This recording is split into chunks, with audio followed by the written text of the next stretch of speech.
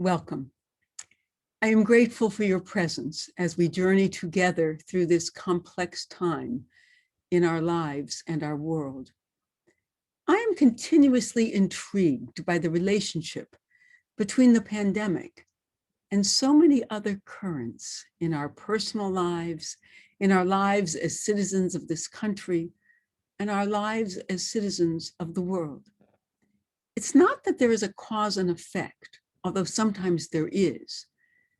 It's more that the global nature of this virus, its absolute commonality in its effects and impact, thus rendering us all susceptible and exposed, plus the political currents it has exacerbated, the scientific and ecological issues that are simultaneously appearing in bold relief, are creating, in my mind at least, a time of heightened awareness, anxiety, stress, and vulnerability.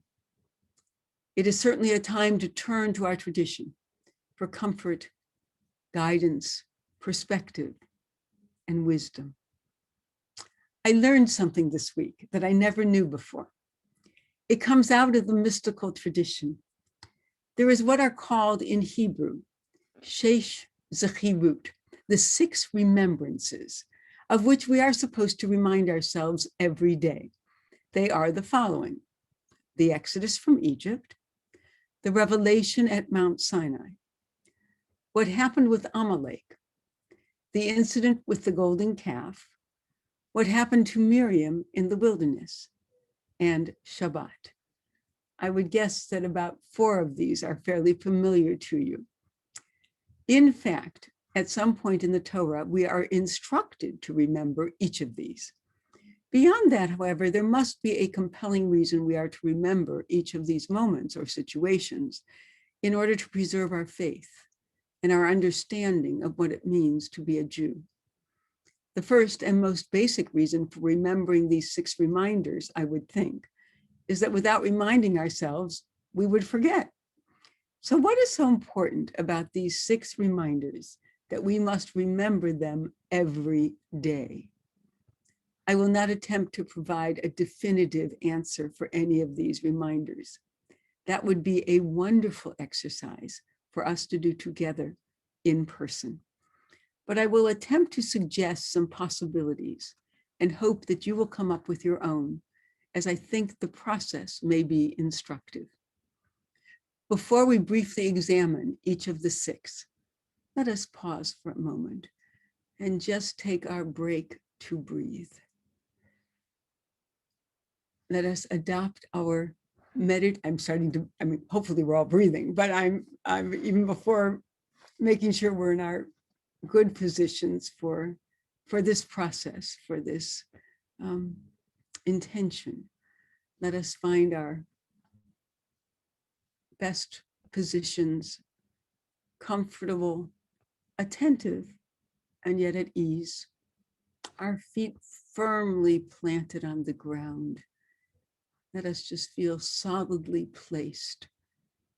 And as we lay our hands and our fingers in our laps, opening them, let that be the release that allows all of the muscles in our body to follow, all of the held places to also be freed, be let go.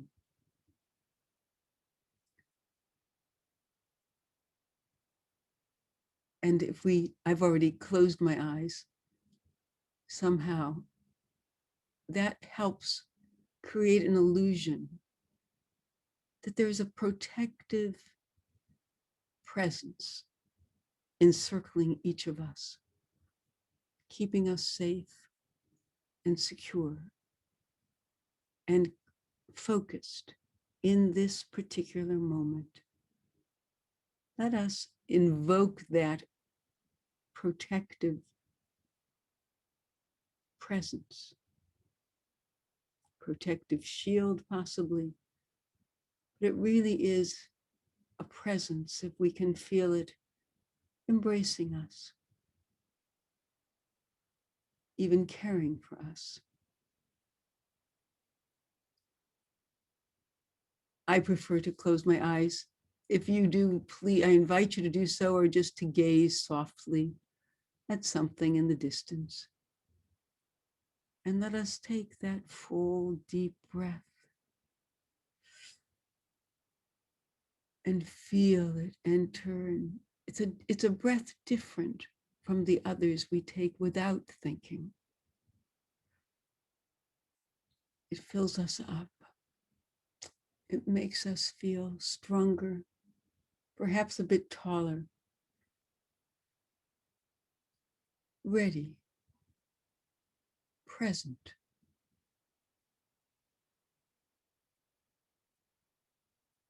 focused, just on the intake of breath,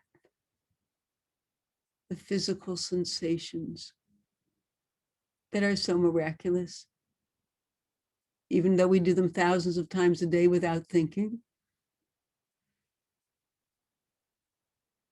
We might hold that breath for a few seconds.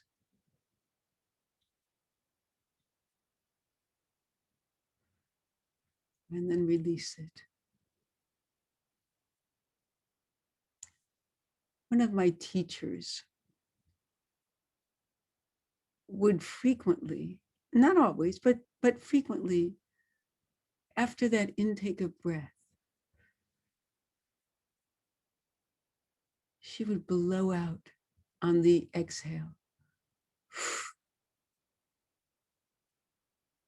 as if blowing out any remaining tensions. Even more importantly, as if blowing out any emotional heaviness, any psychological weight that is occupying our minds, that is making us worry and anxious and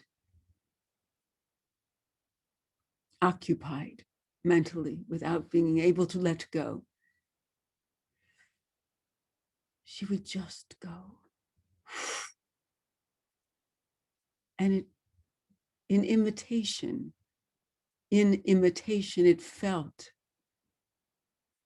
like a cathartic release.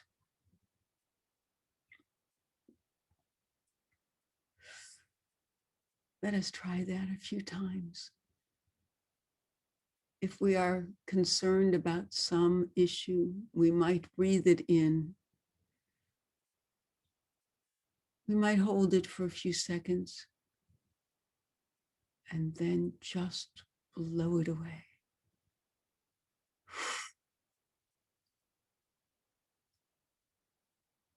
So that the next breath might be just a breath.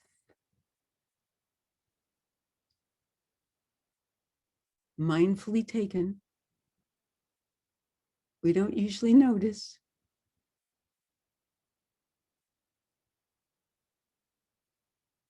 But if we can just think about it this minute, this fullness of feeling, this healthy sense, and blow out any vestiges of tension, worry, anxiety, confusion.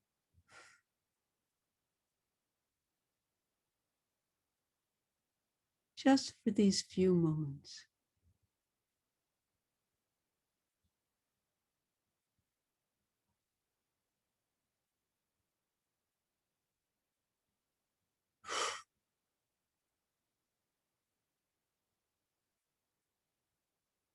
And as we settle,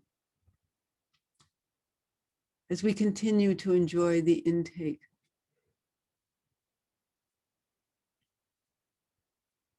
we might find that the exhale becomes gentler, and more in a rhythm.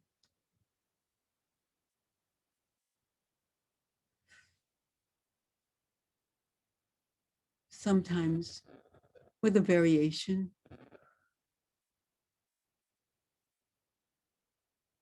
We might notice that our breath comes in faster or slower.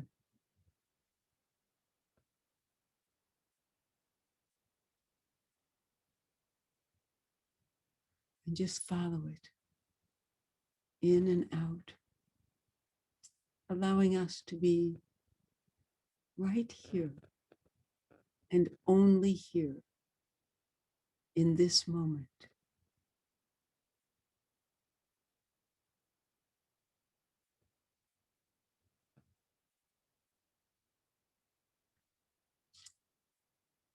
The first of the 6 reminders is the Exodus from Egypt.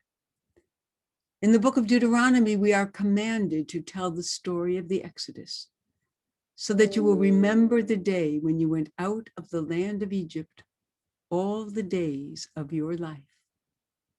We are commanded to remember, not just annually at the Seder, not just weekly on Shabbat, but every day.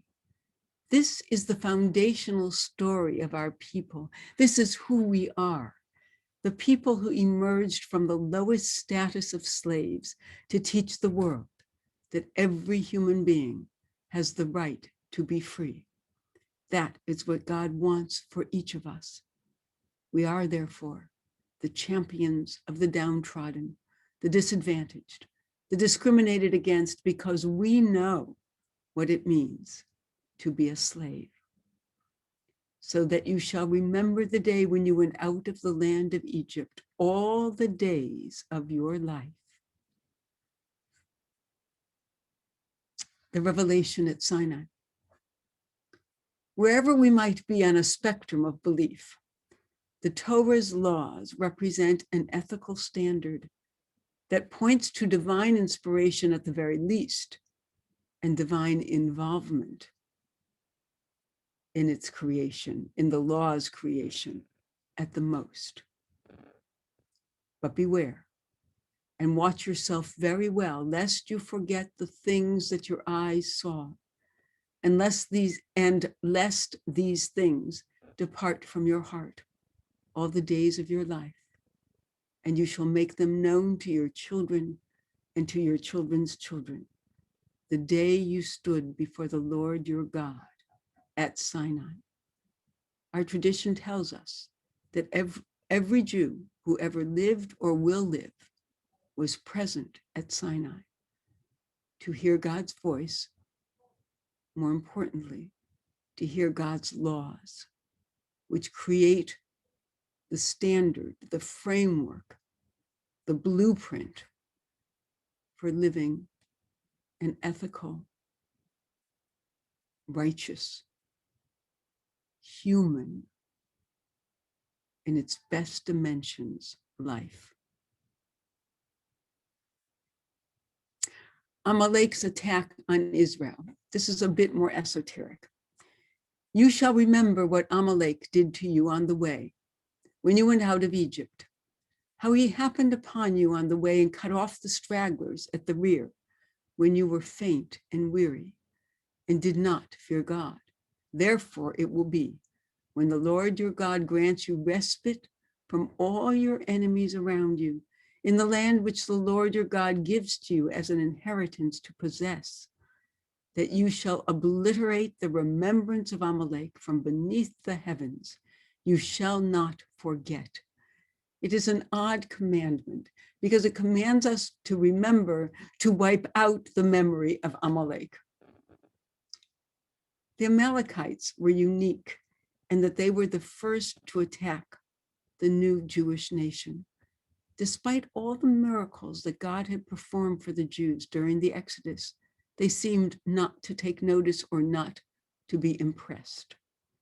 Thus, not only did they make war with the Jewish people, they showed that they didn't fear God, setting a precedent for those who would attack in the future. They also attacked the people of Israel in a cowardly manner from the back, where the weakest and the most vulnerable were, as it says in the quotation from the Torah. You attacked us from the stragglers, from the rear, when we were faint and weary, when it was an unequal contest. And the reprehensible nature in which they took advantage of the most vulnerable, the women, the children, the sick, the disabled, those who were traveling at the rear of the group, marks them as a particularly shameful bunch.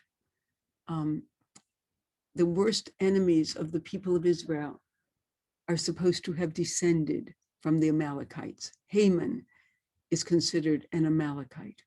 Hitler is considered an Amalekite. And so it is our responsibility to remember to wipe out their memory when that becomes safe to do so.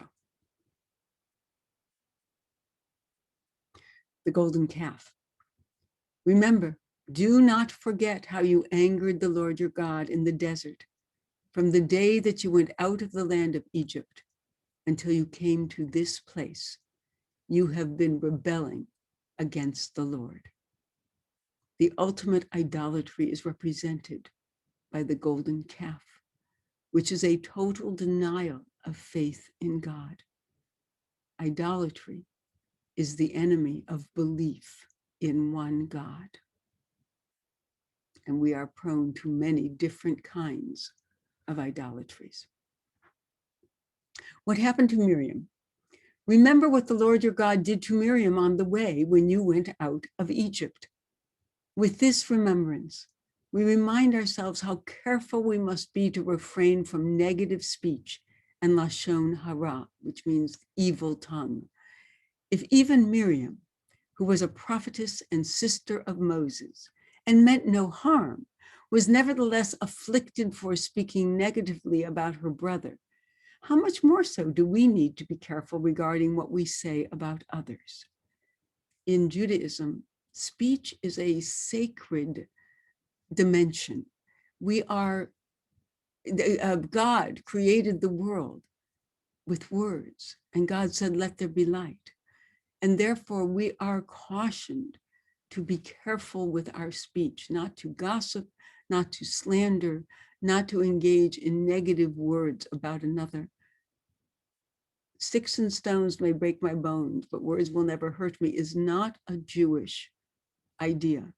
And in fact, on the contrary, words once uttered cannot be taken back. And so we are cautioned again and again to watch our speech. Finally, the Sabbath. Remember the Sabbath day to sanctify it.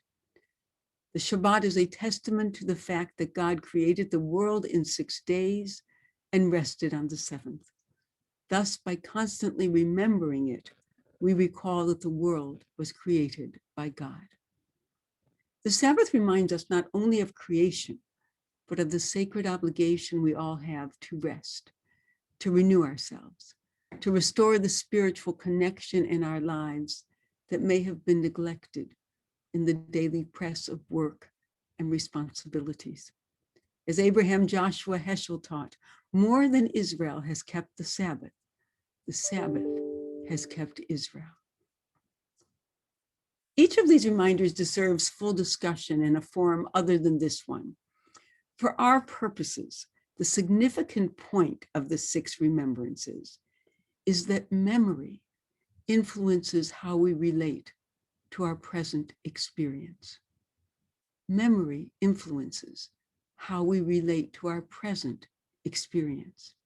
If we remember daily the exodus from Egypt, the giving of the Torah at Mount Sinai, the way in which we were cruelly treated, abused even by the Amalekites, the many idolatries that tempt us and distract us, the care we need to take with our speech, and the elevation of our very existence that Shabbat offers to us each week, then our days might be lived in a dimension not currently accessible to us. But I have a different question. If you were asked to enumerate the 6 reminders that might inform your daily life, what would those 6 be? What 6 reminders that, if remembered every day, might influence your day-to-day activities in a positive way? Do 6 reminders come to mind? Do 4, 10. As I thought about the 6 things that could positively inform my days, my thoughts focused on my parents, my children, my health and well-being, my faith, some moments of learning every day, and some time every day to appreciate the natural world. I believe that each of those 6 possibilities could help to focus my mind and my energies and help me to intentionally and mindfully pursue my days. My parents, my children, my health and well-being, my faith, learning, time to appreciate the natural world. And they could change over time. I invite you to explore what might be appropriate personal reminders for you, 4 or 6 or more people or situations or ideas in your own experience that would guide you, inspire you, and support you. Perhaps as we breathe together, which would be another good daily reminder to breathe, you may find your reminders. So let us return to our postures, to our relaxed but attentive bodies, to our sense of being embraced by a presence, by something beyond ourselves, and yet very near. And let us just breathe.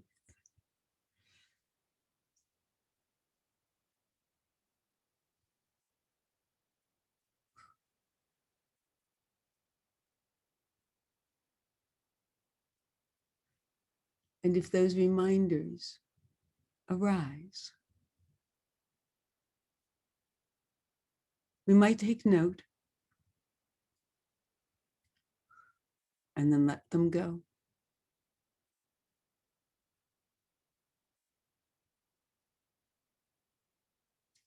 I would expect that if you want to come up with 6, which is what our tradition does, the first 2, 3 will probably come easily. The last 3 might take more focus, more concentration. They did for me. And I'm not sure that these are my final 6.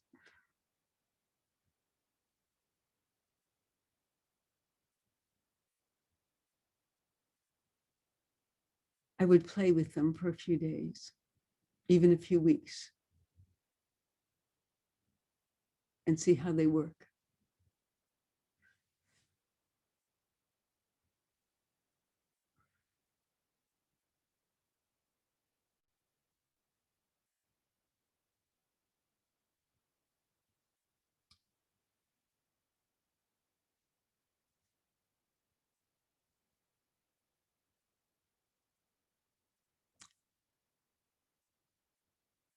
I invite you to continue to breathe.